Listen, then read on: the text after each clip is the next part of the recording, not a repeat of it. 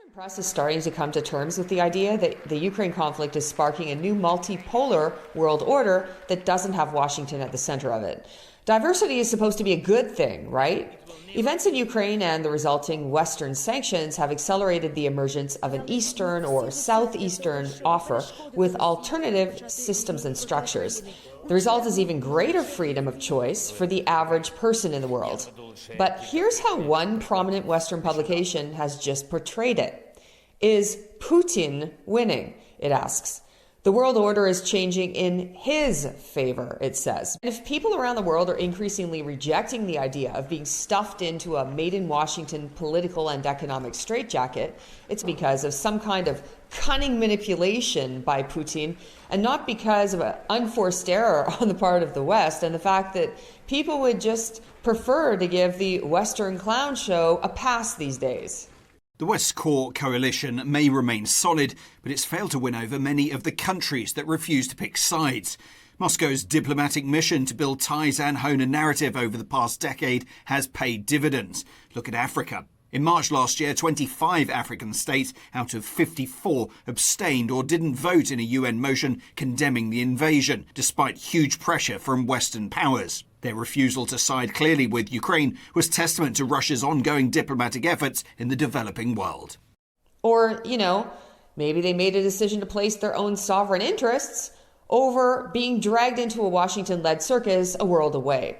As it turns out, not even Americans are keen on American unilateralism, with only 17% supporting the idea, according to a recent Morning Consult poll, meaning that they don't want Uncle Sam at the wheel of the regime change mobile without adult supervision. And, well, good luck finding that in his entourage.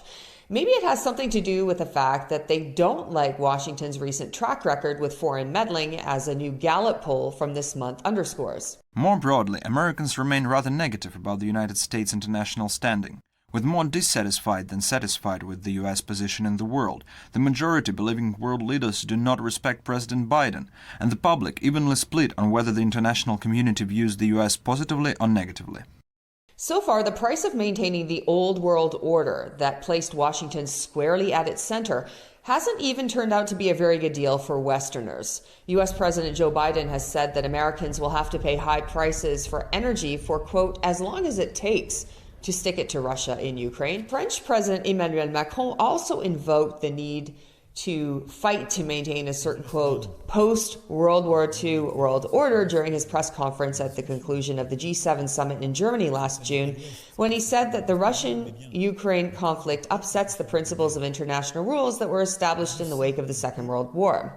Also last June, when European Commission President Ursula von der Leyen visited New Zealand's Prime Minister Jacinda Ardern, both leaders issued a joint statement that, quote, reaffirmed New Zealand's and the European Union's strong commitment to multilateralism and the rules-based international order.